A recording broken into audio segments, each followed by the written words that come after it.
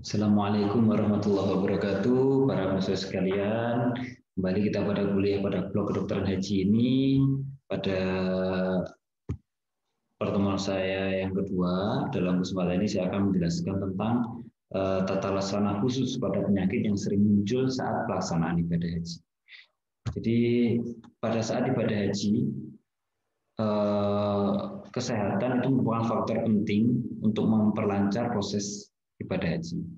Kita lihat ini adalah salah satu surat kabar di Arab Saudi pada saat itu yang memuat headline atau berita utama tentang kedatangan jemaah haji. Kita tahu bahwa jemaah haji Indonesia merupakan jemaah haji yang terbesar di dunia dan merupakan perhatian khusus dari kerajaan termasuk pada pemberitaan. Ini adalah penyambutan jamaah haji ketika datang, di mana ada yang datang melalui dengan kursi roda ya, kemudian disambut dengan diberikan kurma. Ya, ini juga berlaku pada semua jamaah haji yang di Arab Saudi karena merupakan salah satu bentuk penghormatan dari kerajaan dan juga pemilik dari maktab untuk menyambut jamaah haji, yaitu tamu Allah.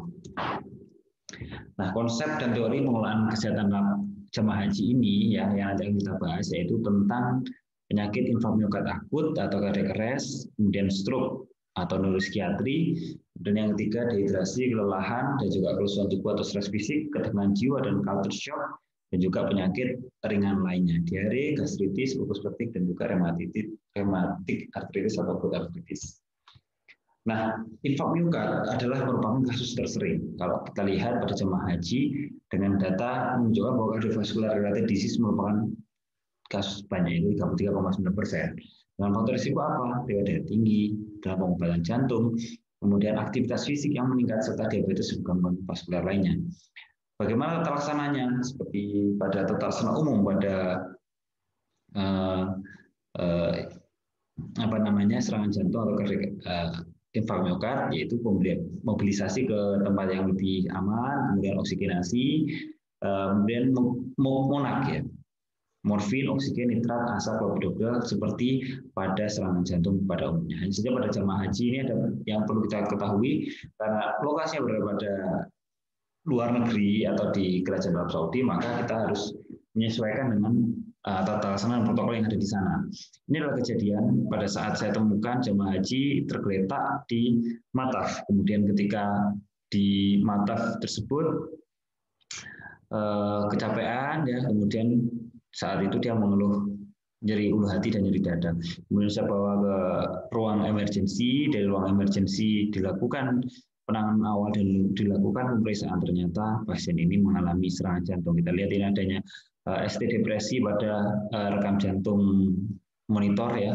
Kemudian dari petugasnya sigap untuk melakukan mobilisasi jamaah ini ke rumah sakit Arab Saudi untuk dilakukan primary PCR dalam waktu yang sangat singkat. Nah, ini adalah salah satu jamaah haji lain di Madinah yang mana dia mengeluhkan keluhan yang sama, nyeri dada, ya. Jadi karena besarnya dan bentuk aktivitas fisik yang dominan pada ibadah haji, maka ketahanan fisik juga diperlukan pada jemaah haji, apalagi dengan risiko yang tinggi. Nah, pada penyakit jantung itu merupakan faktor risiko tersering. Nah, yang kedua adalah stroke, di mana kasus keempat tersering ke emergency dengan faktor risiko daripada tinggi, diabetes mellitus, penyakit jantung, dan riwayat stroke sebelumnya. Pemicunya karena kelelahan, dehidrasi, tidak terkontrolnya tekanan darah, dan juga cuaca yang ekstrim. Karena tekanan dari fisik dan juga cuaca di sana sangat ekstrim sekali karena suhunya sangat tinggi. Bagaimana tata laksananya? Mobilisasi ke tempat yang aman, oksigenasi, head up, dan juga rujuk ke rumah sakit Arab Saudi. Pada saat kondisi seperti ini kita tidak bisa melakukan apapun ya. Ini adalah contoh kasus di mana jamaah haji ini dia tergeletak pada apa namanya tempat wudhu ya, subuh dia habis wudhu jatuh, dia nggak bisa gerak kakinya. Kemudian kita tahu bahwa di tempat wudhu ini tempat wudhu di bawah tanah ya. Jadi untuk memobilisasi ke rumah sakit memerlukan usaha yang ekstra. Jadi kita mengangkatnya dengan mengambil kursi roda, menaikkannya ke kursi roda, kemudian naik eskalator untuk menuju ke rumah sakit ya. Jadi mobilisasi merupakan hal yang penting yang harus dipahami oleh para mahasiswa sekalian karena mobilisasi tidaklah sesuatu yang mudah ya. Di sana banyak kondisi dan tempat yang ekstrim di mana memerlukan penanganan yang khusus ya. Apalagi kalau misalkan seperti kejadian ini terjadi di bawah tanah, itu underground toilet di depan Masjidil Haram. Ya, dehidrasi, kelelahan, fatigue, dan kerusakan tubuh merupakan hal yang wajar dan sering terjadi, apalagi pada saat ibadah haji. Oleh karena itu membutuhkan kekuatan fisik yang prima, sehingga pada jamaah risiko tinggi memerlukan pengawasan lebih ketat. Maka tata laksana adalah istirahat, mobilisasi, dan juga rehidrasi. Bagaimana pencegahannya? Istirahat yang cukup, karena jamaah haji terlalu capek untuk melakukan ibadah haji, ritual ibadah haji, apalagi tambah dengan aktivitas di luar ritual seperti belanja oleh-oleh, kemudian ziarah ke tempat yang lain yang menyebabkan kondisi fisik istirahatnya jadi kurang. Nah, minum air dan makan buah ya. Jadi minum air untuk menghindari dehidrasi dan juga jangan sampai telat makan. Karena kalau telat makan maka akan menyebabkan keluhan-keluhan itu muncul ya. Ya, contohnya pada jemaah haji ini melakukan umroh wajib pada saat setelah subuh ya, ditemukan tergeletak oleh petugas Arab Saudi yang menghubungi kami petugas yang Indonesia yang ada di sana. Dia setengah sadar, dia duduk bersandar ya, tanpa daya. Kemudian kita lihat ternyata pasien ini adalah pasien dengan diabetes mellitus yang menggunakan insulin, tetapi dia tidak sarapan karena dari jamaahnya pada berangkat untuk ibadah haji. Dia belum sarapan, dia suntik insulin. Akhirnya hipoglikemi drop. Maka kita berikan dia jus, kita istirahatkan, baru dia bisa komunikasi dan dia bisa bicara apa yang sedang dia alami saat itu.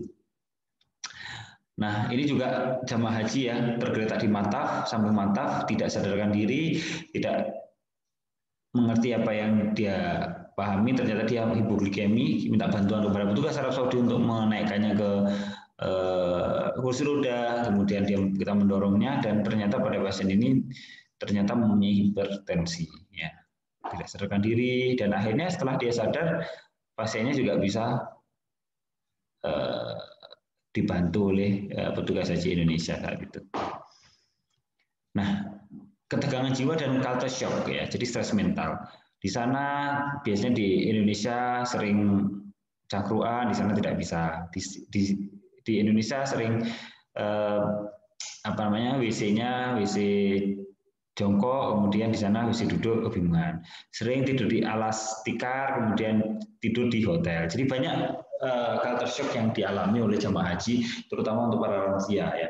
Jadi adanya cultural difference, cuaca ekstrim ya, karena di sini mungkin panas, di sana lebih panas lagi ya. Ini tidak bisa menyesuaikan kondisi suhu, kemudian kendala bahasa, mau bicara pakai bahasa Indonesia tidak bisa, bahasa Jawa nggak bisa, apa lagi.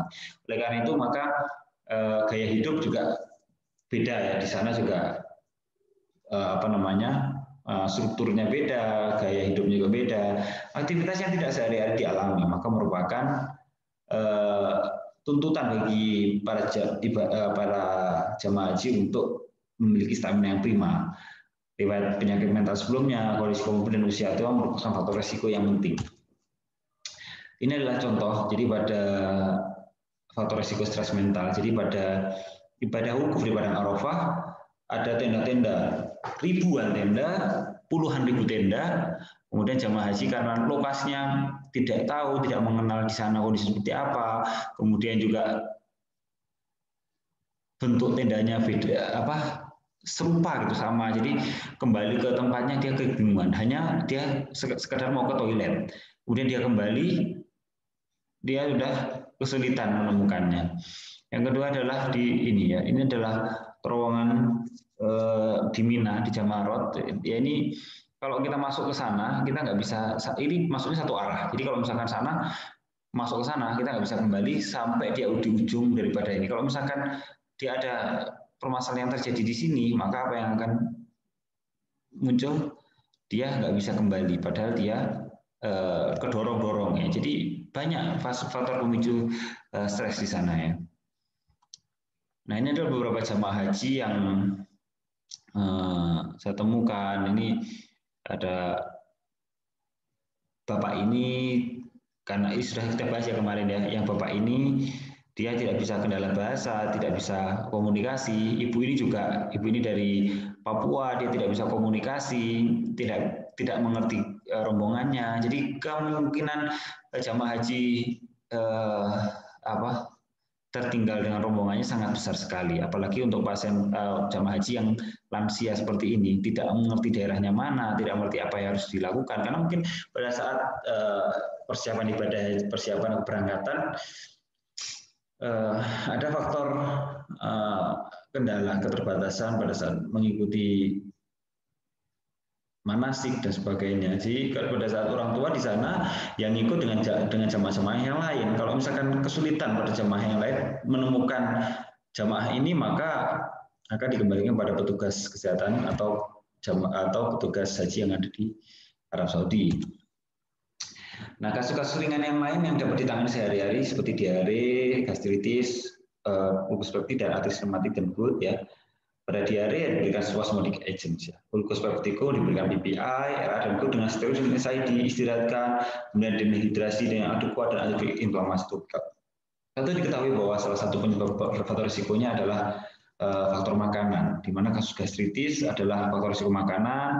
Dia biasanya sering terlambat makan, kurang antisipasi terhadap bekas saat ibadah, kontaminasi bakteri dan racun mungkin ringan ya karena sudah difikskan menu-menunya yang disediakan oleh para panitia ibadah haji, dan juga menyimpan makan terlalu lama. Jadi biasanya jamaah haji keburu berangkat ibadah sehingga makanannya yang harus dia makan saat itu disimpan. Karena makanan tidak tahan lama, maka ditumpuklah makanan itu dan bisa jadi basi. Pada saat dia basi dimakan memicu gastritis. Ini adalah salah satu jamaah haji yang tergeletak tidak bisa bergerak karena gastritisnya kambuh, karena dia tidak sarapan, kemudian mengikuti ibadah haji sehingga dia kebingungan untuk melakukan ibadah lanjutan karena terkena kendala penyakit. Nah, ini juga bisa jadi karena faktor makan kelelahan, belum makan, maka ada petugas kesehatan yang menyemapi. Nah, kasus OA juga sering ya, jenisnya kalau ibadah haji itu jalan, kemudian menggunakan fisik yang prima, maka perlu pendamping dan alat bantu aktivitas fisik serta penggunaan skuter. Ini bisa dijelaskan kepada jamaah haji yang usianya relatif muda yang bisa menggunakan alat skuter ini ya. Jadi tawaf tanpa atau sa'i tanpa harus menggunakan jalan kaki, atau bisa menggunakan fasilitas pendorong, di mana fasilitas pendorong kita memberikan biaya semacam biaya dorong untuk menjalankan aktivitas ibadahnya, atau menggunakan alat bantu seperti kerek pada jamaah haji ini ya. Nah, untuk pada pasien RA gimana ya? Ada beberapa pasien RA itu mengeluh maka berikan istirahat, anti nyeri topikal, obat analgesik oral, juga bila perlu pemberian obat-obatan intravena. Nah, ini adalah aplikasi analgesik topikal ya, bisa memberikan dengan salep, kemudian anti nyeri topikal ini sering diberikan. Nah, ini adalah realita yang sering terjadi ya. Jadi pada saat di Jamarot banyak pasien berkumpul seperti ini ya. Kemudian ada nyeri, obat-obatan yang sudah diberikan seperti ini adalah anti inflamasi topikal. Saya kira cukup segitu kuliah saya tentang penanganan faktor risiko khusus dan penyakit khusus pada saat berjalan ibadah haji. Semoga bisa memberikan manfaat bagi para mahasiswa sekalian. Mohon maaf bila ada kurang lebihnya. Saya akhiri. Wassalamualaikum warahmatullahi wabarakatuh.